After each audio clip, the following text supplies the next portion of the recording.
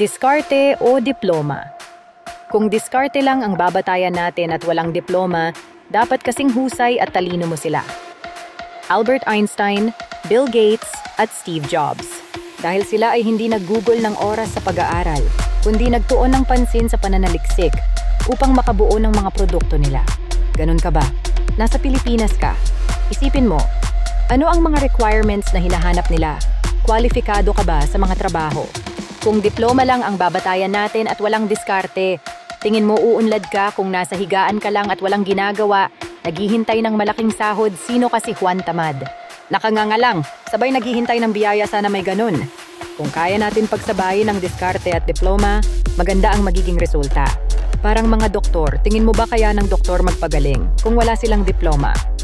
Yan ay halimbawa lang. Dito sa Alinone Products, pwede kayong magtayo ng negosyo, basta may sipag at tiyaga.